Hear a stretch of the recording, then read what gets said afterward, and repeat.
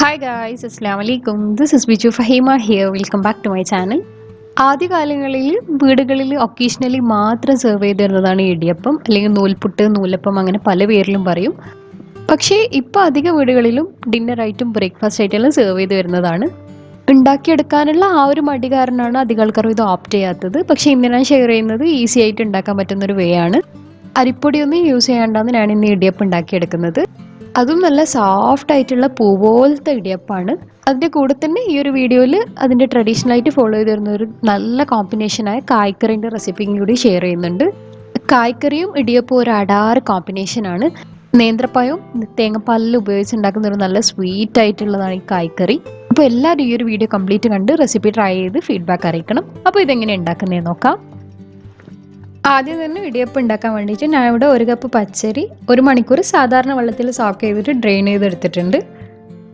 ഇനി ഇതൊരു മിക്സറിലേക്ക് ഇട്ടിട്ട് ഇതിലേക്ക് ആവശ്യത്തിന് ഉപ്പും 1/2 കപ്പ് വെള്ളം ഒഴിച്ചിട്ട് നന്നായിട്ട് അരച്ചെടുക്കണം.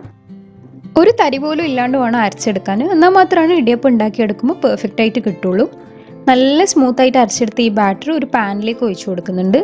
എന്നിട്ട് ഇതിലേക്ക് 1/2 കപ്പ് വെള്ളവും കൂടി ഒഴിച്ച് നന്നായിട്ട് മിക്സ് ചെയ്തതിന് ശേഷം ഫ്ലെയിം ഓൺ ചെയ്ത് ലോ ഫ്ലെയിമിൽ കുക്ക് ചെയ്തെടുക്കുന്നുണ്ട്. മാവ് കുരുട്ടിയെടുക്കാൻ വേണ്ടിയിട്ടാണ് ഇങ്ങനെ ചെയ്യുന്നത്.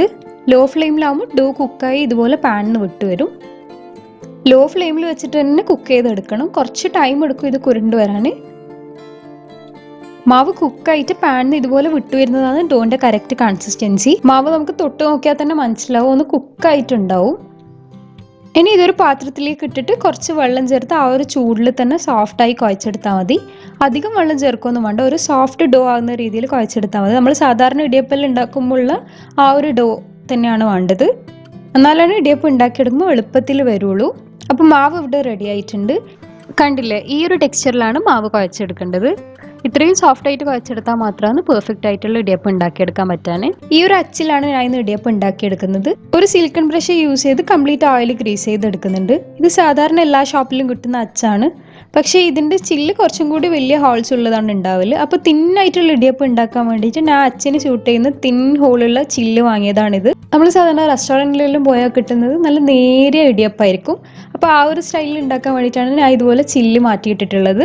നിങ്ങൾക്ക് ഇതുപോലുള്ള ചില്ല് അടുത്തുള്ള സ്റ്റീൽ ഷോപ്പിൽ കിട്ടും. അച്ചെടുത്ത് പോയിട്ട് ഷൂട്ട് ചെയ്യുന്ന ചില്ലെടുത്താൽ മതി. ഇനി അച്ചിലേക്ക് ചില്ലിട്ടതിന് ശേഷം മാവിട്ടിട്ട് ചുറ്റിച്ചെടുക്കാം. അതിനു മുമ്പ് ഇടിയപ്പം ഉണ്ടാക്കിയെടുക്കുന്ന പാത്രത്തിൽ നന്നായിട്ട് ഓയിൽ ഗ്രീസ് ചെയ്യണം. ഞാനിന്ന് ഈ ഒരു ഇടിയപ്പ തട്ടിലാണ് ഉണ്ടാക്കുന്നത്. നിങ്ങൾക്ക് ഇഡ്ലി മോൾഡ് ഉണ്ടെങ്കിൽ അതിലും ഇടിയപ്പം ഉണ്ടാക്കിയെടുക്കാം. ഇനി ഇതുപോലെ മാവ് ചുറ്റിച്ചെടുത്തേക്കാം. ഇതിപ്പോൾ ഈസി ആയിട്ട് ചുറ്റിച്ചെടുത്തിട്ടുണ്ട്. മാവിൻ്റെ ടെക്സ്ചറാണ് ഇടിയപ്പം ഉണ്ടാക്കാൻ ഇമ്പോർട്ടൻറ്റ്. അധികമായിട്ട് ഹാർഡായി പോകാണ്ട് സോഫ്റ്റായി പോകാണ്ട് വേണം കുഴച്ചെടുക്കാൻ. അധികമായിട്ട് ഹാർഡായി പോയാൽ ഭയങ്കര ടൈറ്റ് ആയിരിക്കും ഊന്നിയെടുക്കാൻ. അതുപോലെ സോഫ്റ്റായി പോയാലും ആ ഒരു പെർഫെക്ഷനിൽ കിട്ടൂല. അതുമാത്രം ശ്രദ്ധിച്ചാൽ മതി. എന്നിട്ട് 4 മിനിറ്റ് വരെ സ്റ്റീം ചെയ്തെടുക്കാം. അപ്പോൾ ഇടിയപ്പം ഇവിടെ കുക്കായിട്ടുണ്ട്. കുറച്ച് ചൂടാറിയതിന് ശേഷം കാസറോളിലേക്ക് മാറ്റുന്നുണ്ട്. ഇത് നല്ല പൂ പോലെ സോഫ്റ്റ് ആയിട്ടുള്ള നൂല് പോലത്തെ ഇടിയപ്പമാണ്. നിങ്ങൾക്ക് കാണുമ്പോൾ തന്നെ മനസ്സിലാകുന്നുണ്ടാവും. നിങ്ങൾക്ക് ഇഷ്ടമുള്ള കറിൻ്റെ കൂടെ സെർവ് ചെയ്യാം. അരിപ്പൊടിയൊന്നും ഇല്ലാത്തതുകൊണ്ട് തന്നെ പെട്ടെന്ന് വിചാരിക്കുമ്പോൾ ഉണ്ടാക്കാൻ പറ്റിയതാണ് ഈ ഇടിയപ്പം. നിങ്ങൾ എന്തായാലും ഈ ഒരു വേ ട്രൈ ചെയ്ത് നോക്കണം. അത്രയും ടേസ്റ്റിയാണ്. ഇനി ഇതിൻ്റെ കോമ്പിനേഷൻ എൻ്റെ ഫേവറേറ്റ് ആയ കായ്ക്കറി ഉണ്ടാക്കിയെടുക്കാം. കായ്ക്കറി ഉണ്ടാക്കാൻ വേണ്ടിയിട്ട് ഞാൻ ഒരു മിക്സറിലേക്ക് ഒരു മീഡിയം സൈസിലുള്ള തേങ്ങ ചിരകിയത് ഇട്ടിട്ടുണ്ട്. ഒരു ഫ്ലേവറിന് വേണ്ടിയിട്ട് 5 ഏലക്കായും കൂടി ഇട്ടിട്ടുണ്ട്. ഇതിലേക്ക് 1 കപ്പ് വെള്ളം വീതം വെച്ച് 3 ബാച്ചായിട്ട് 1-ാം പാല് 2-ാം പാല് 3-ാം പാല് എടുക്കുന്നുണ്ട്. ഓരോ ബാച്ചിലും ഓരോ കപ്പ് വെള്ളം വീതം ഒഴിച്ചിട്ടാണ് തേങ്ങാപ്പാൽ എടുക്കേണ്ടത്. അപ്പോൾ തേങ്ങാപ്പാൽ 3 ബാച്ചായിട്ട് ഇവിടെ എടുത്തിട്ടുണ്ട്. കായ്ക്കറിയിലേക്ക് ആഡ് ചെയ്യുന്ന പഴം ഇതുപോലെയാണ് കട്ട് ചെയ്തെടുക്കേണ്ടത്. പഴം എടുക്കുമ്പോൾ നല്ല പഴുത്ത് തന്നെ എടുത്താൽ മതി. ഇനി ഒരു സോസ് പാനിലേക്ക് 2-ാം പാലും 3-ാം പാലും ഒഴിച്ചു കൊടുക്കാം. എന്നിട്ട് കട്ട് ചെയ്തെടുത്ത് 4 പഴം കൂടി ഇട്ട് അടച്ചു വെച്ച് തിളപ്പിച്ചെടുക്കാം. ജസ്റ്റ് ഒന്ന് തിളച്ച് വന്നാൽ 1/2 കപ്പ് പഞ്ചസാര ആഡ് ചെയ്യുന്നുണ്ട്. ഇനി ഇതൊന്ന് കുക്കായി വരുമ്പോഴത്തേക്ക് കറി തിക്കാക്കാനുള്ള അരിപ്പൊടിൻ്റെ മിക്സ് റെഡിയാക്കിയെടുക്കാം. ഞാനിവിടെ 1 ടേബിൾ സ്പൂൺ അരിപ്പൊടിയിലേക്ക് 3 ടേബിൾ സ്പൂണ് വെള്ളം ചേർത്ത് കട്ടൊന്നും ഇല്ലാണ്ട് മിക്സ് ചെയ്തെടുത്തിട്ടുണ്ട്. വറുത്ത പച്ചരിപ്പൊടിയാണ് ഞാൻ അവിടെ എടുത്തിട്ടുള്ളത്. ഈ ഒരു ഫ്ലോയിങ് കൺസിസ്റ്റൻസിയാണ് വേണ്ടത്. ഈ മിക്സ് കറിയിലേക്ക് വെച്ച് കൈവിടാതെ മിക്സ് ആക്കി കൊടുക്കണം. കട്ട പിടിക്കാതെ നന്നായി കുക്കാവുന്ന രീതിയിൽ വേണം മിക്സ് ചെയ്തെടുക്കാൻ.